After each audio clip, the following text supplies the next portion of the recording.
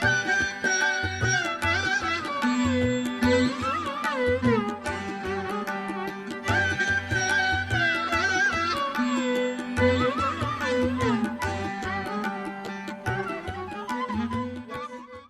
very, very warm and nice good evening to all of you here today. Just a quick reminder to please mute your audio and video as you're joining in. We will start in a very few minutes. We just want to make sure that everybody is muted on their audio and video.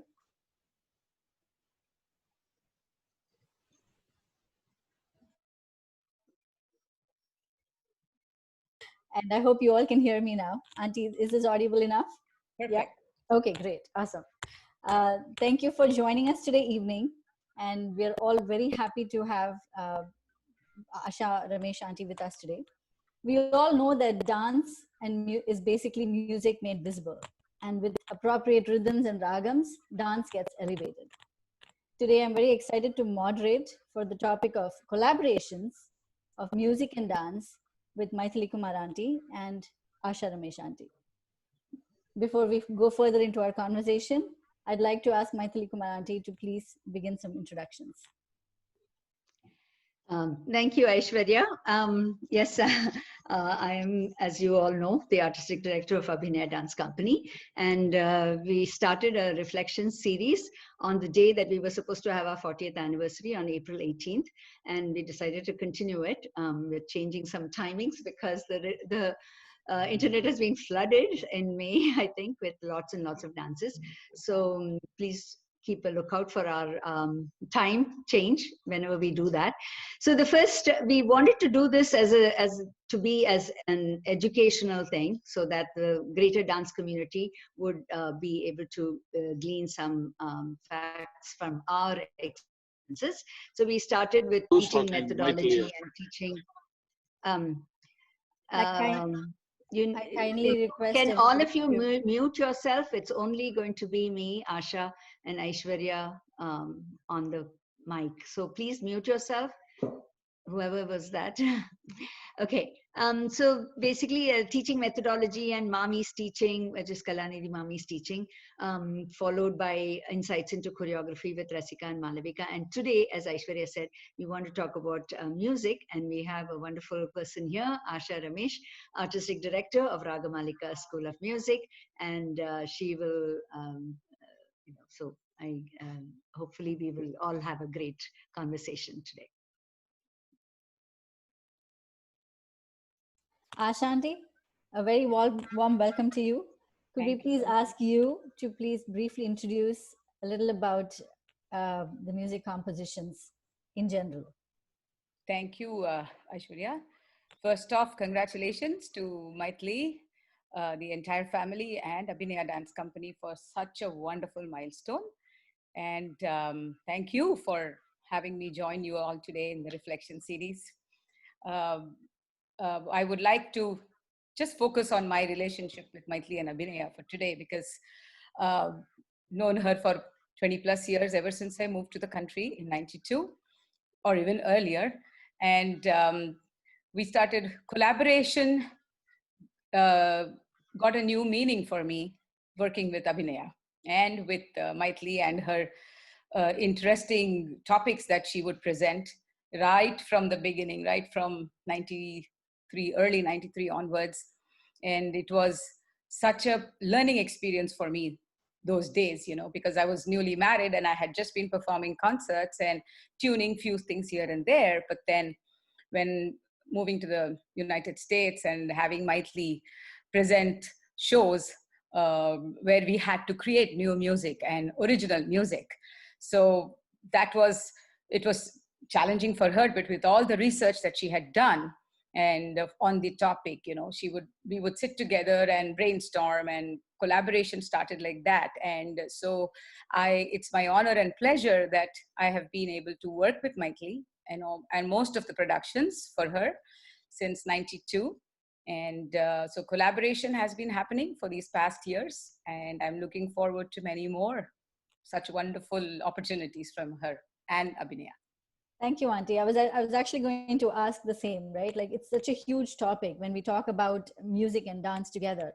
So Mythili Auntie, I would definitely like to ask you this question. What does collaboration mean to you? Because as dancer, you are usually, I mean, you need to have a music composition in mind before you can start talking about it. So what does collaboration mean to you? Aishwarya, collaboration is such a really a broad subject. There's collaborations with musicians, which we're going to deal with today, with musicians, vocalists, and instrumentalists. And then there is with other dancers doing Bharatanatyam, like myself. And then we are talking about collaborations across styles of Indian dance. There are about 8 or 9 of them already. And then we have collaborations with a different discipline, like poetry or lighting or film or other media. And then there is cross-cultural collaborations where between our culture and then a different cultural community. So we want to only focus on music today, when we make sure that we'll do the rest some other time. But the music composition that I wanted to talk about was not just, as Asha said, tuning one padam here, or a verse here, or a sloka here, or a bhajan, or anything like that. This is a specific music composition that requires her and me to have an exchange of ideas, and then we have to get the scene, bring out the scene in front of people and be an kind of flow the production and the theme together. So this is the kind of music collaboration we are talking about. Initially, Asha did for my Bo Shambho, which was Through the Ages, and I had asked her to do some swarams. So she did. That was, I think, the first thing that she did for us. She did for Tandava and Lasya, which is Tandava is the vigorous and Lasya is the softer dance. She did the swaras for the Tandava and Lasya, and not just doing it, but she actually sang it beautifully with a strong Tandava swaram and a beautiful, graceful Lasya swaram. So that was the first thing. And then the next year itself, we did Life of Annamacharya, where we had lots of Annamacharya songs, but the whole thing had to be put together. And the first piece that we did was the Pushpanjali on Venkateshwara. And I think that's still a wonderful piece in our repertoire. I wrote the rhythmic syllables out, but then she was the one who put it in this absolutely wonderful Shanmukha Priya, and that's such a catchy Pushpanjali. And that was the second thing. And then did the whole Annamacharya production had to flow from one to the other. We were not just doing compositions of Annamacharya throughout. We were showing his life. So we had to have a flow. And Asha was not just doing the music. She'll do the music, she'll write the notation for everybody, she'll make sure everybody knows their parts, and she'll direct them on stage, and then flawlessly perform this on stage and melodiously, as you know, as well. So that's so then the next year came Gandhi the Mahatma for us. That was also wonderful. Wow. Speaking of Gandhi, I did have the opportunity to be a part of it for when we did it a couple of times the last few years, and the music in it was extremely moving, and it made me also feel like, while dancing, feel so much. So I'd like to ask Asha Auntie, what were some of the challenging parts that came about while collaborating for something for Gandhi? Because it's a known topic. There are certain poetry verses that are familiar, but what about the non-familiar parts where you had to use? What were some of the challenging processes that you probably had to undergo for Gandhi? Fabulous question. And I think I will definitely say, for me, it was a truly revelating learning experience working on Gandhi, the production itself. Because everybody knows the story of Gandhi, but there is no lyrical support available, especially on his life. We have songs that we know Gandhiji liked, right? Yes. Like Vaishnava Janato, exactly. Or Raghupati Raghav and all that. But there is no lyrics or poetry or anything written about him, or even a prose. Even if it was prose, it's not useful for dance, right? Mm-hmm. So full credit to Mythili, because she had to actually research on his entire life, right from childhood till his assassination. And it was she had to make like a storyboard, right? There had to be a storyboard formed. And then we were like, what do? We do not have lyrics to work with. And you have to bring to life her concept and the visualization that she has done. And it has to last a particular length of, over an hour. You have to do a full production, giving roles to multiple students and characters, bring to life those characters where we have zero lyrics to support us, right? True, very true. We just can't keep singing Ram Ram here and there because, that doesn't serve the purpose. So it was 50%, the main research work was done by her. And then when we would sit together as to putting a scene, bringing it to life, how do you bring a story that you have only heard about to life? So we would sit and then I would ask her, what is it that you're going to show here? Like, what are you going to, like him getting beaten up, right? I mean, what are you going to show there? What is it going to happen? And what mood is there? And being Gandhi, a North Indian person, obviously I cannot just use all Carnatic ragas, right? I cannot use a Todi or a Bhairavi because we have to be relevant to his graphic and his state, right? We cannot put a nice Varali over there, because Gandhi and Varali don't go together. So we had to make sure it doesn't sound very light. At the same time, we wanted it to sound patriotic. We wanted it to be bringing out his, the amount of work that he has done. Gandhiji's strength and his personality had to come right from his growth. My favorite scene where I would like to mention, if it's fine, is, the scenes where Gandhi is, steals, right? And then he goes and apologizes to his father. That is, Mythili read it as a story and she said, this is one scene I want to show. And we said, okay, how do we do this? Yeah. And then him falling into vices of, trying drugs or trying a cigarette and, all those scenes. And how do you bring them to life on stage? Very true. So we really had to only use swarams. And again, if a singer is just vocalizing the notes, it sounds boring to the ear. So we have to involve all the instruments.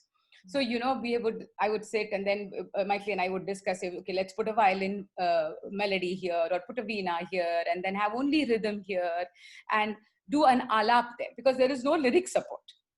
And so actually it worked out good according to me now in retrospect. I feel that lyrics would have restricted us. I'm sure Mythili will agree to that. I think you agree to that. Yeah. Right. So most of the time, the first edit, right, was just one rough sketch, I would say, like Darbari Kannada, where we did, right? And then the action would happen. But that's not enough because first the dancer is now Mythili would choreograph to what I have sung as a rough cut. Then I would look at the dance and I would elaborate more. And then we have to come to an understanding that because it's free flowing within a circle, right? Sure. So you have to, that working together, that collaboration, that word truly took sense. And it was a long drawn process, but done in a pretty reasonably short time. I think Mythili will agree to it. But, what ragams to choose, that was a challenge for me because I did not want it to become a South Indian Gandhi. We wanted it to be a Gandhi representing India. Right. And then we had to choose the songs that he loved and he used to share his ideas and views, like Mandir Ye Hai Hamara. That's such a beautiful song. Yes. It talks about, all religion is one and there is no difference. So that was a song which already existed, right? And Vaishnava Janatu was an already existing song. And so that Mythili had selected from different languages, right. And we had to find the right spots to put it. And with the support of the brilliant orchestra team, I think we pulled it off and it is still an evergreen, one of the best. It is, definitely. I think even today when people hear it, the music it touches a string. Yes. And there is not a time that if I have sung, I do get emotional when at the end in the Tahir Bhairav, when we do the Hey Ram, that still pulls a string in your heart. So I think it was one of the masterpieces of Mythili and Abhinaya. Brilliant. Thank you for sharing that so beautifully, Auntie. Coming to a very important conversation as you were talking about this, I've always wanted to, I always wonder, how working with the North Indian and the South Indian genres of music and dance has always worked. Mythili auntie, I know that you had a wonderful experience. I saw a Facebook snippet of yours that you had shared with the Chitresh Das group, and I would love to hear some more about it. Can you please share your experience regarding this as well? Yes, Aishwarya. Just to a little administrative thing is, if you mute yourself when we are talking, otherwise we don't, this picture goes away. So I lost Asha several times because your picture came. Okay, so mute yourself when Asha is talking or when I'm talking, just so that there's a flow of conversation from the person who's talking.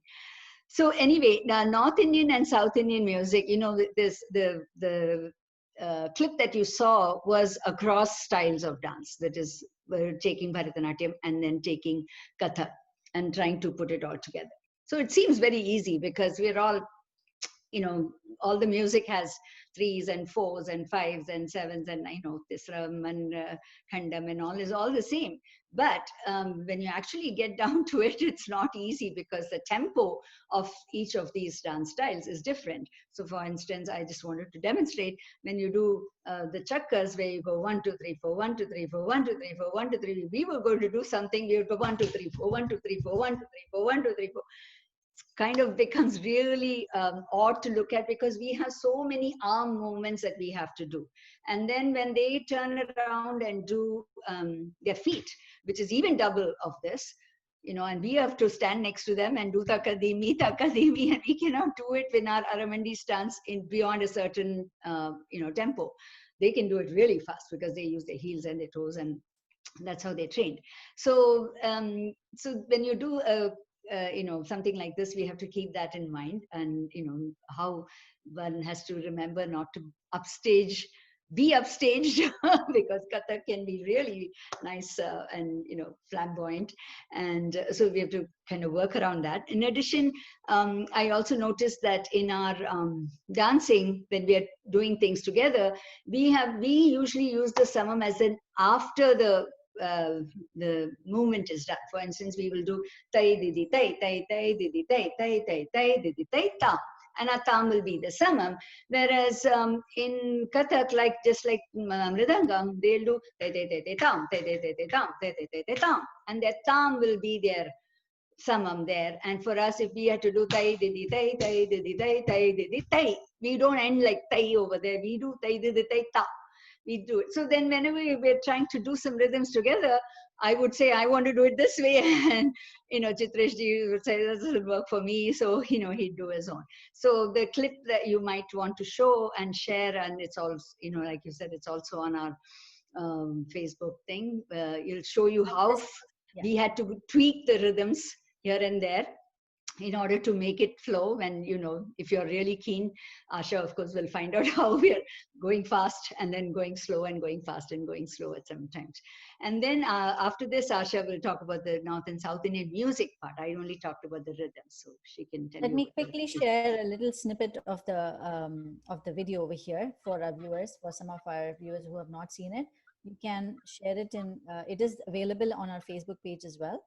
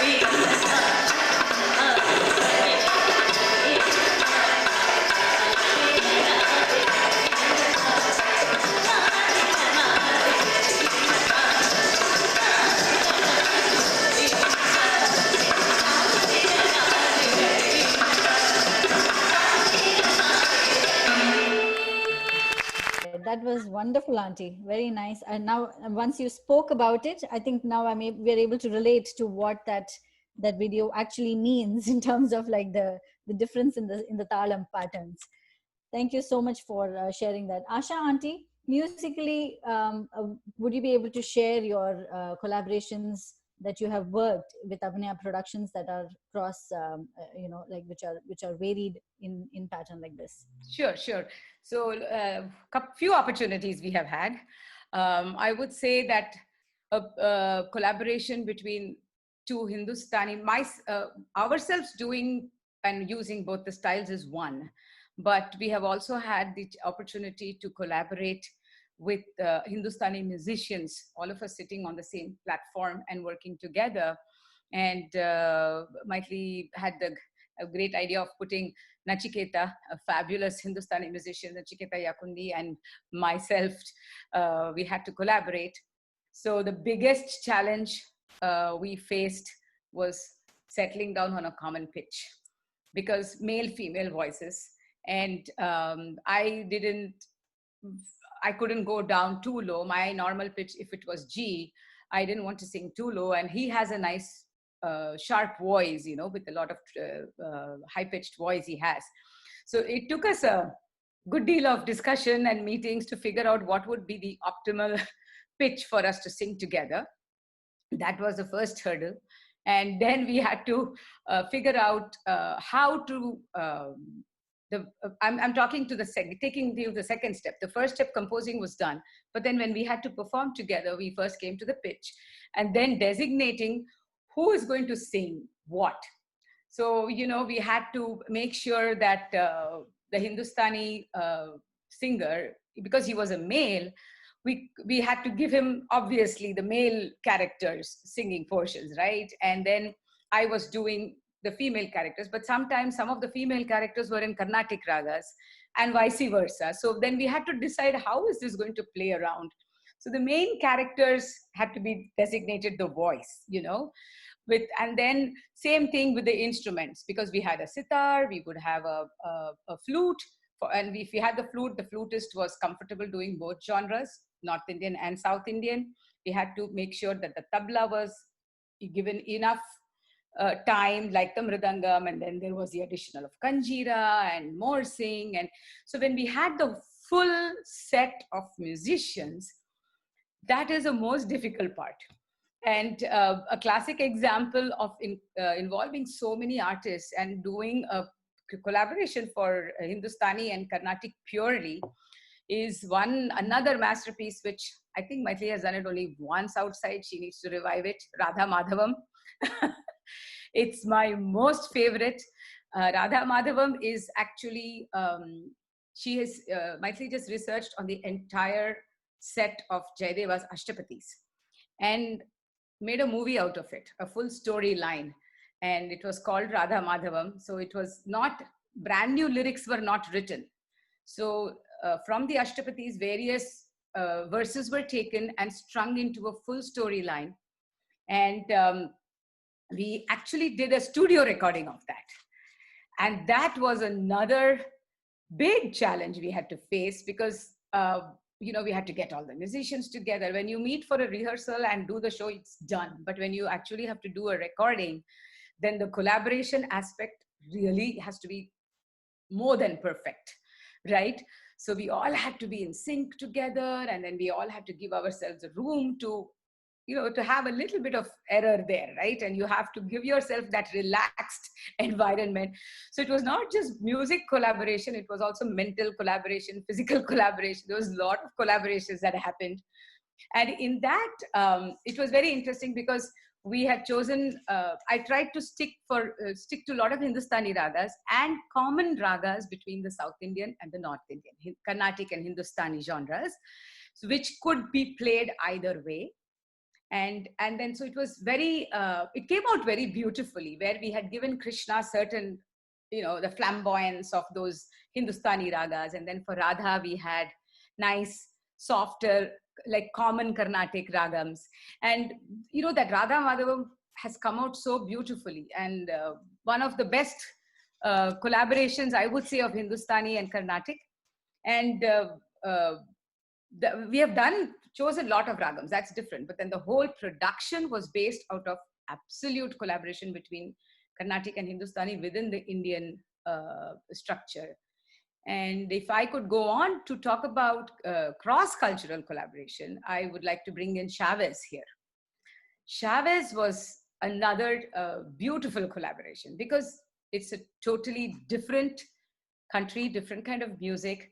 And we had to be respectful. Both the structures, both the systems of music had to be respectful of each other's value of the music system. You know, you may find those common threads or common melodies or modes and ragams between the two structures, but we should not be diluting that. You know, it works both ways. You have to justify. And when they are singing De Colores, for that matter, right? Like they are De Colores. Number one, the ta ta ta ta. We cannot sing it like that. You're disrespecting that. So we had to tone it down, tone our heavy gamakams down, and we had to incorporate those, you know, that's waltzy movement over there. And luckily we had Prashant. Mythili had Prashant on saxophone join us. And he is well versed in both Carnatic and Western. So it was so helpful that he could handle and, you know, juggle both the styles equally. And the key thing I feel when you are working with a different country or another country's music is you find the commonality, but one should be respectful of the emotion that they are coming with, because they connect with Chavez more. We are just connecting with the thought process, right? But we have to be respectful of how much emotion they hold to it. And you have to respect that and their music and everything that works for it, because we are taking something from somewhere else and presenting it in our way. And so Mythili's choreography is always respect that. So as a collaborator, as from the music side, I also have that responsibility. Like, we cannot dilute that part. So when she is taking so much effort to collaborate with the dance, with White from working from the costume to the moves, and as to how much of adavas to put and how much not to put, it's this equal weightage is on the musician to make sure that their music is highlighted and we are only supplementing, not overriding that. You know, so I think from that, Navavidha Bhakti was something we were going to work on with Hindustani musician Nachiketa, which was supposed to be done for the 40th anniversary celebration. Mythili can take over from there and talk about that. Mythili aunty, you're on mute. I always don't know how to unmute myself. Yes, I was just talking to Asha about the North and South Indian, and we were actually was talking about the fact that when the sitar is placed for South Indian music and South Indian ragas, you know, sitar is, every raga is tuned differently for them. And so when they have to play, they have to use a different sa for them. So they have to redo the raga in that mode. It's almost like I said, it's like Graha Bedam, if you know what that is. So they have to redo the raga, and he has to rewrite his notation so that he can follow along in this South Indian orchestra. So it's a real challenge for the sitarist for that. Yeah. If I can add to it, we have had situations where we would reset the music, you know, something which is kind of easier for them, because in the middle of the concert he cannot be switching his frets around, right? So we would pace it in such a way that he has the time to move things around. Yeah, and thankfully they're all good artists, so we were able to work with that. Yeah. Yeah, and about Navavidha Bhakti, I think Asha just came up with every Bhakti that I was going to show. And, you know, it's like, for instance, if it was supposed to be, you know, it's all about Ramayana. So if Bharata was going to show his Bhakti towards Rama, then, you know, the tone would be more, maybe more South Indian. And then when we did something else for Lakshmana, and Nachiketa it was his turn, then she chose a raga which was more North Indian. So that's how we had planned it. Unfortunately, we couldn't get it done. Hopefully, we'll redo it this year. And so that was our North and South Indian experiments. I'm sure, Auntie, it'll come up pretty soon. Talking a little bit more about collaborations which are going, let's go a little cross-cultural and talk about the Balinese collaboration that you had, and you had posted this on Facebook as well. It was one of, I think, for us, for a few people who are new, it was wonderful to see like two different the styles of dance and music come together on a single platform. And I would love to hear more about it. Could you please share a little bit about it? Okay, Balinese, why did I even do that?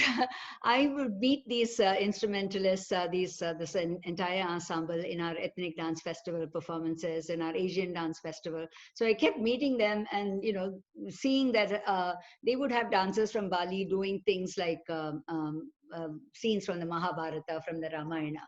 So then, when I grew up in India, I was not a big scholar. I didn't know that Bali was in Hindu or anything like that. So once I saw them doing that, then, I do the research and find out that we have a common story, the Ramayana, which has been gone to, went to Bali, and I think they had started, they got it in the 10th century, and they have their own version of the Ramayana called the Kekavin Ramayana. And of course, we have tremendous number of Ramayanas, many Ramayanas here. So Ramayana, the story was a commonality, like the Mahabharata and the Ramayana was between the two cultures. So that was something that I could relate to. But when it came to the music, the music is very different because their rhythms are really long. They have long patterns. They don't have very symmetrical patterns like us. We don't have takadimi takajonudai takadimi takajonudai. They don't have things like that. They have a really a different pattern altogether. And so it was really hard for us to do that. So when we finally agreed to collaborate with Gamilan and us, we decided we'll collaborate on the story. So we picked a story that was from some central India, one of the many Ramayana versions, where Sita was supposed to be Ravana's daughter, came as Ravana's daughter, and it was prophesied that she would bring about his doom, his death. And so as soon as she was born, he packed her away to get killed. Instead, the person who didn't kill her but put her in a furrow in King Janaka's court.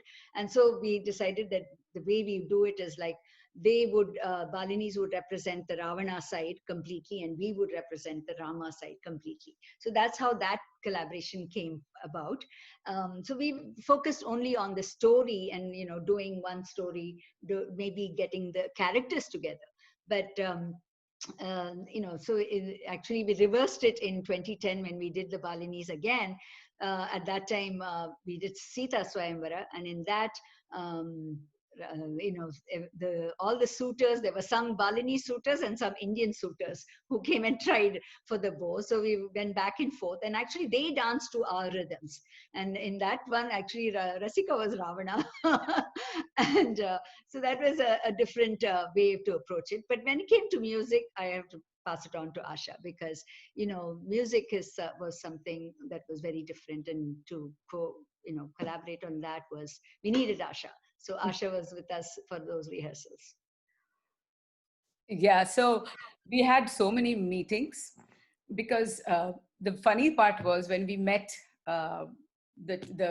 we met Wayne, who actually headed the team of the Wayne Vitale. And when we met them, they brought 2 instruments and 2 people came, right? So we never had an idea of what the entire ensemble was. And here we always know, like in Bharatanatyam, it is vocal, mridangam, violin, flute, maybe one more percussion, right? Maximum 4 or 5 people. So we said, oh, okay, we heard the sound. And then as usual, the pitch was a problem because these are all like set xylophone kind of, they have a fixed pitch. You cannot tune these instruments. So they are in a fixed one particular pitch. So then we had to figure out, like, for instance, we found out that since I was singing, the pitch was somewhere away out of reach for me. So then I had to come to the madhyamam of their pitch, make that ma-sa, so that the transitions were kind of smooth, right? If there was sa pa sa ma sa pa sa, so I would sa ta ta, that would be my pitch. So the transitions, because we were showing that demarcation between Lanka and India, right? Sri Lanka and India was happening. So that was easy. But the very first rehearsal, I'm sure Mythili remembers this, they showed up, there were like about 15 of them, and 10 of those, and then they had gongs, and then they had all these percussion, and the Bharatanatyam orchestra was drowned. And we were like, how are we going to match the volume? You know, so because we are supposed to sit together on the stage, we are going to be mic'd. So if we mic them, imagine what's going to happen, right? So that was when the volume of their music, we heard it in the entirety, we were like, wow. So we had to figure out how can we up our game. So kind of we tweaked things around.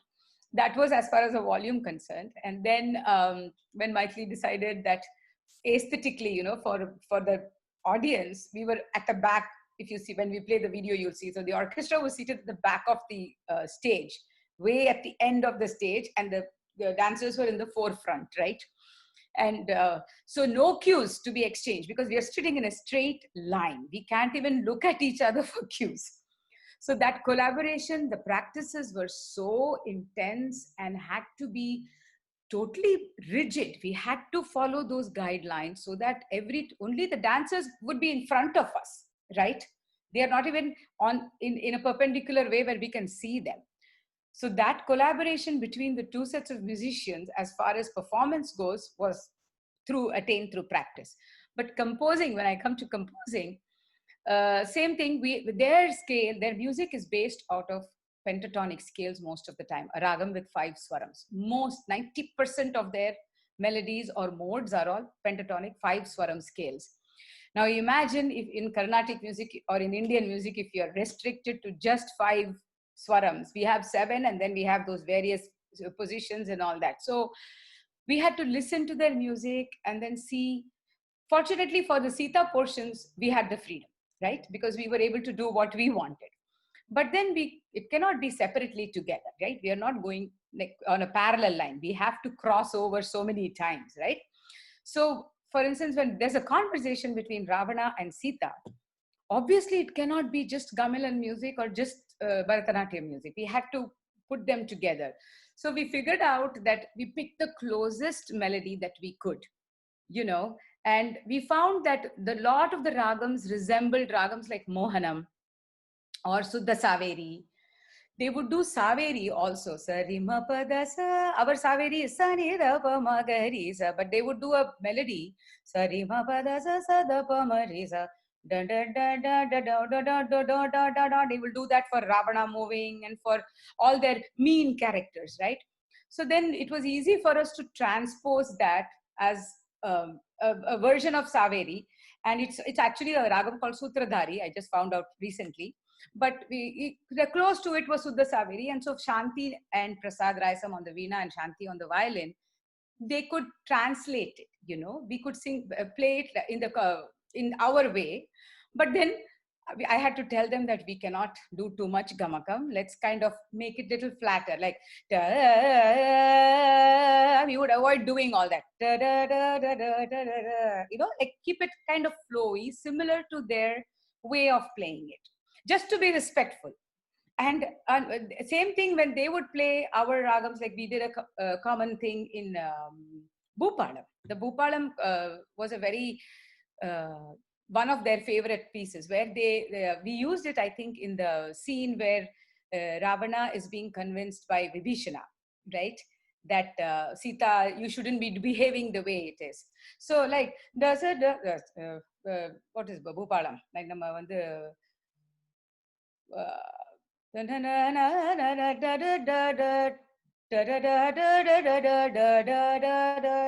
he would do that. So then Shantik, it was easy to play Bhupalam. So for representing Sita, you know, so those kind of things we had to sit, listen to their music and figure out those common things. And so Suddha Saveri, Bhupalam, these were all ragams we could use. And for the Tillana, which they also joined us, we use Mohanam. For them, pentatonic scale, Mohanam was not in their structure at all. But because it was 5 swarams, they could relate to it like that, you know, and we would sit with them, I would sit with them and say, play, you know, hit on this fret of that instrument that they would have. And they figured it out, and then they joined, and then they played chords to it in the Tilana finale. It's so beautiful. One of the best, working with a cross-cultural. I think there is so many similarities at the same time by the way they present was very beautiful. Yeah. Wonderful. Very good learning experience. That is so wonderful to hear. Auntie, in interest of time, I would love to have shared the video, but then I think I'm going to take, I'm going to ask all our viewers to please visit our Facebook page. And we have the Balinese collaboration, the video, entire video is up on our on Abhinaya Dance Company's Facebook page. Please go and take a look at it. It's a wonderful collaboration. So in interest of time, I'm not going to share that piece right now. Instead, I'm going to go ahead and ask this one question that I also want to let our viewers know that please, if you have any questions or if you want to ask anything to Asha Auntie or Mythili Auntie, please put your questions in the chat box, and I'll be happy to ask the questions over here so we can have more discussions over these. But I do have one question for you, Asha Auntie, and this is about, I mean, from most part of it, it's from what you have said that, you know, it is always like a collaboration is more between what you and Auntie, like Auntie brings it to you and then you kind of compose it. So so has there been a time when you have had to compose and create something on your own? And what was that experience like? And would you like to share something about an experience that you had? I would definitely, I'll keep it very short. I always believe that the musician has to dance through the music and the dancer has to sing through the dance. So that first we have to do that internal collaboration. And it's extremely important, especially singing for dance is very different from singing a vocal concert, because it's your responsibility to use your voice and the emotions to emote what the dancer is trying to show on stage, right? And we have to collaborate with them and enhance what's being presented, right? So coming to that particular question, multiple occasions, it works both ways. Sometimes Mythili would come and give me a set jati, and then she'll say, I want it sung and verses recited like a shollukattu. So based on the scene, I would set it to music. And if needed, I would tell her, you know, these one or two particular sollukattu or syllables are not singable, and I would request her to kind of tweak the sollu around. Like instead of she would say like tarikitatom. So that singing, it's not like I'm blabbering or something, right? Based on the speed. So I'm sure Mythili can elaborate once I say the next thing as well. But sometimes there have been occasions where she would, like in Vaanara Leela, which was the most fun we had, monkeying around literally.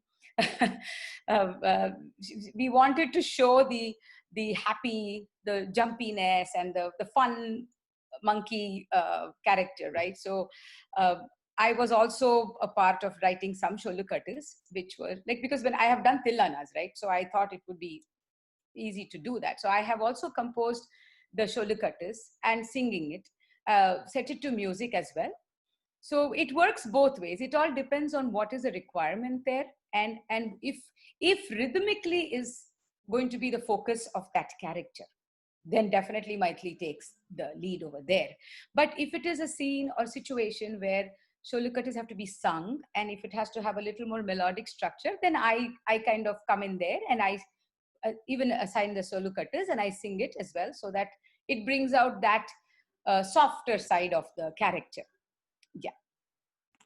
Wonderful. Thank you, Auntie. I'm just going to share a very quick few seconds of the Vaanara Leela video to show that one piece of music that you had also composed and created. And for that, the choreography was Radhika Kumar after the concert.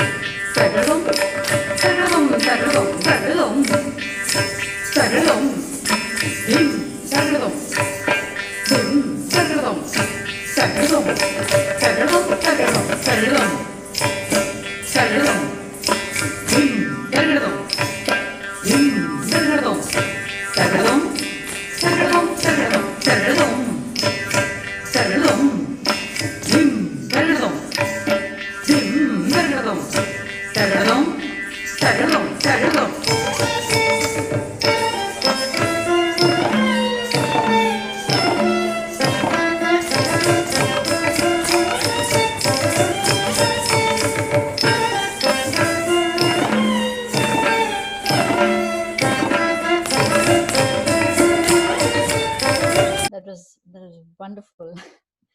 I would like to open up. I would like to open up to the for any questions that anybody has. I'd like to stop my share. Okay, there we go. So we actually had one question on Facebook that came, which was pretty similar to what what you just answered, Auntie. But Mythili Auntie, there's one question for you. Did the dance choreography follow music, or did it differ in segments? That's one of the questions that has come. Auntie, you're on mute again. It is. It follows from what Asha had also said. Sometimes I write the rhythms. For instance, for the Surya Kautvam, we had the 7 horses, showing themselves from the group of the dancers. So the 7 horses rhythms, I wrote it, and then I gave it like whatever, and then I'd give it to Asha, and then she'd do the swarams exactly according to that. That was one way of doing it. And then in the other way, that she would compose the swarams, and then I would take it, and then we would, like in this particular one for Vaanara Leela, she wrote the swarams and jatis fully, and then Radhika did the choreography for it. So only the number of times was her choice. Otherwise the music was all Asha's. So there are 2 ways in which we do it. In a lot of the things, it's like that. We have to play it by the ear. If she doesn't like what I've written, then she will say, "Okay, let's change it. It doesn't sound really good," and then she'll change it. So, that happens very rarely, though. Anyway, that's. I hope that answered your question. Just to add to what Mythili said about the Surya Kautvam, so when she had written those, for the 7 horses, and it was very easy that we designated a swaram for each of the horse. So we had used the ragam Chakravakam, right? Surya Kantam, I think. Surya Kantam. And so we used each swaram for each horse. So that movement of that horse was focusing only on that one swaram. So the Sapta Swaras were also incorporated in it. Yeah, I actually remember that. Thank you for sharing that. Auntie, there is a question from Ragini Srinivasan. How about Mandela Story with an African group as a collaborative effort? Probably going forward. Mythili Auntie? Is it for me? The question is for me? Yes. The Mandela Story was, it was a long time ago, 1995. I don't think I've ever done it after that. I think he got out of prison after that only. And anyway, so in those kind of instances where we are doing a big mime, we're just doing mime. I usually just would have some rhythms for if he is, getting into some kind of protest movement or riot or something, there'll be some rhythms for that. And then for the actual episode, Asha will come up with a raga which is suitable to that South African scene that we're looking for. So it won't be, as she said before, it won't be Todi or Bhairavi. It'll be more like for instance, I think this one was Shivaranjani, maybe Shivaranjani and things like that. So there's a little more North Indian versus and lighter Carnatic music, lighter Carnatic ragas, which are suitable for that particular thing rather than heavy ragas. So that's what we did, and she would sing it, and when I danced, she would just be making up the ragas, alapane and doing it. Giving the emphasis for whatever I did, and she'd be following the dancer. And that's what she's really fantastic at. She can follow the dancer and modulate her voice accordingly completely on stage. Wonderful. I don't think we have any other questions that have come up from either of these places. So I'd like to close. I think we are good on time. It's 5:50. Auntie, I would like to close with some thoughts that you would like to share. But in the meantime, I'd like to just remind everybody to please go visit our Abhinaya Dance Company page. on Facebook to see some of these wonderful music collaborations that have happened with Asha Ramesh Aunty. The videos are up there for viewing, and we would love for you to have for you to see it. Mythili Aunty, would you like to close today's conversation? Yes, I of course first want to thank Asha for joining us. It's been a wonderful journey all this while, and it's any other musician group that comes and works with Asha, they leave with saying, "Oh my goodness, Asha is the best." I mean, there's no equal to Asha. So they leave with that because they've been exposed to her genius in composing and in Swaranyanam, getting whatever, knowing exactly what their music is all about, and I think that's a wonderful talent that she has.